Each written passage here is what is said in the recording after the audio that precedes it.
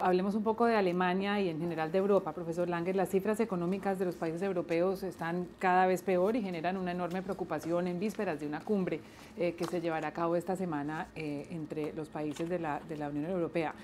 Por un lado, en España los precios al consumidor cayeron a unos niveles nunca antes vistos, agitando las preocupaciones de una deflación económica. El desempleo en Alemania también sufrió una inesperada contracción en el último mes, a pesar de que el desempleo continúa en su mismo porcentaje. De todas maneras hubo una reducción de la fuerza laboral bastante preocupante. Las expectativas de inversión en la región cayeron, la confianza industrial cayó. Las causas sin duda tienen algo que ver con la geopolítica, con estos temas que hemos tratado de la inestabilidad, las tensiones con Rusia, pero la pregunta en este momento es si fracasó realmente la política de austeridad en Europa. Bueno, yo creo que desde el principio la política de austeridad fue más que todo una política de Angela Merkel por cuestiones de política interna, porque los alemanes estaban hartos de pagar por estos sudeuropeos que se habían derrochado el dinero y ellos son siempre ahorradores y todo eso. ¿Y cómo puede ser eso? El problema es que eso no funciona a la larga, porque si Alemania, que no tiene, en realidad sí tiene un desempleo un poco más alto, es el menos alto de toda la zona europea, pero a la larga Alemania no se puede alimentar solamente de su propia economía, necesita al resto de la comunidad europea, y esa política más bien de austeridad no lleva a un crecimiento económico, lo que quiere decir que finalmente estamos viendo que Alemania también está perdiendo. Y obviamente hay Mario Draghi del Banco Europeo que quiere otra política. También Francia quiere otra política, aunque creo que vamos a hablar de eso también. Entonces, en realidad, el problema es que creo que ya se está viendo a mediano plazo que esa política de austeridad de Alemania, que fue más que todo por razones políticas internas de Alemania, está fracasando dentro de la Comunidad Europea. Eso sería mi análisis. María Luisa.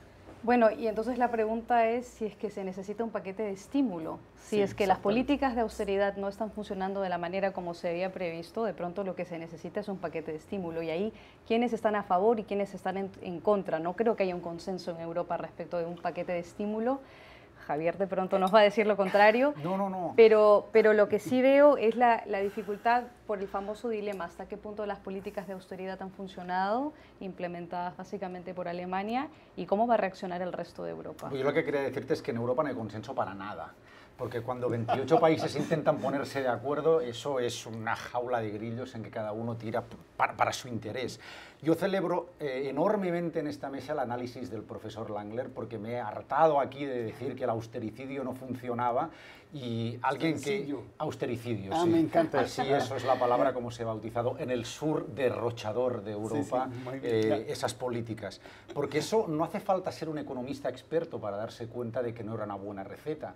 Tenemos además espejos en que mirarnos. Cuando Obama autorizó aquí, saliendo Bush, entrando Obama, esa política de estímulos de 800.000 millones de dólares, que en ese momento todo el mundo se ponía la mano en la cabeza, lo que se ha demostrado con el tiempo es que fue demasiado poco. Si ese programa hubiera sido más amplio, la economía norteamericana hubiera salido del pozo antes. Y dicho esto, cuando usted habla de los macroindicadores económicos, yo ya, como estoy tan escarmentado con esta gente del FMI que nos cuentan cómo los indicadores son estos y los otros, mire, al final, la gente que se toma el café en un bar de Pozuelo de Alarcón o Barcelona, le interesa algo menos que España crezca un 1,5 o un 1,6, y le interesa más que los contratos laborales no sean tan precarios, que pueda tener una mínima estabilidad para comprarse un auto, irse de vacaciones, lo que va a generar ingresos para las industrias que mueven esa economía. Eso es lo que al final genera riqueza y permite hacer todos más productivos. Por lo tanto, yo que no soy economista lo veo. ¿Por qué los economistas no lo han visto? Porque seguramente algunas élites políticas y económicas por cierto salidas de Alemania, impulsaron una cosa que se llama el euro, que no nos ha permitido en el sur de Europa devaluar nuestra moneda que teníamos, que era la peseta, y así nos ha ido el cuento, fatal, con un 24% de paro y con una incapacidad enorme de movernos porque es un mecanismo rígido. ¿Nos vamos a poner de acuerdo o no? Ya le digo yo que en Europa no va a haber acuerdo en eso. ¿Cuál es el futuro? Pues yo creo que sí, que un paquete de estímulo enorme. ¿Y quién lo paga? ¿Quién lo paga?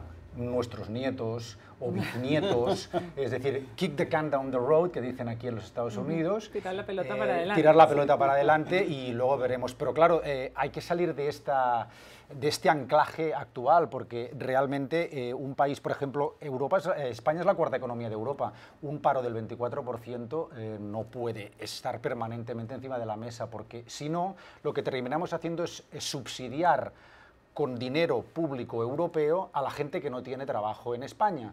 Y al final terminamos pagando igual. Y además la gente no trabaja y por lo tanto no es productiva y se pierde una generación. Estamos al final enrocados, ¿no? El periódico inglés The Guardian tiene hoy una teoría muy interesante según la cual el presidente socialista François Hollande de Francia, que es la segunda economía de Europa, podría surgir como aquel líder que hace un contrapeso a esta política de austeridad. Hollande, que está bastante debilitado, que está sufriendo una rebelión de su propio partido, sin embargo ha aparecido como un líder más pragmático que ha criticado mucho la austeridad y que de alguna manera tiene un peso suficiente dentro de la Unión Europea para, según el Guardian, ofrecer una alternativa a la política de austeridad. ¿Es suficientemente fuerte, Hollande, para hacer eso en este momento? Yo creo que el Guardian está demasiado optimista. Hollande tiene 17% de aprobación en este momento en Francia. Tiene una posición sumamente débil. Y más bien lo que está haciendo está cortando justamente la izquierda que la apoyaba para volcarse más hacia el centro y la derecha.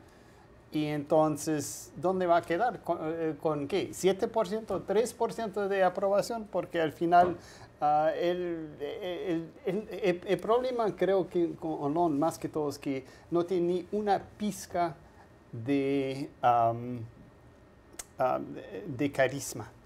Entonces no sabe comunicar bien esas cosas y siempre parece ser un hombre débil. Y bueno, la Merkel así fuerte, así va. Pero pronto en este momento, María Luisa, ¿tiene Hollande algún tipo de credibilidad al ser la segunda economía de Europa que presente una alternativa viable a la austeridad en momentos donde aparece que no está funcionando el modelo? No sé si tenga credibilidad, no sé si por lo menos los franceses vean a él como un líder de credibilidad, sin embargo creo que a nadie le convendría en Europa que el modelo que él está tratando de implementar o la estrategia que él está tratando de llevar a cabo fracase, siendo que Francia, como tú misma dijiste, es la segunda economía en Europa. Creo que lo que está tratando de hacerse es un poco retirarse o alejarse de las huestes que lo llevaron al poder para poder atraer un poco más el concilio de lo empresariado francés, de los inversionistas, porque ve que los otros modelos no han funcionado y que la austeridad, como habíamos comentado antes, tampoco está dando resultados.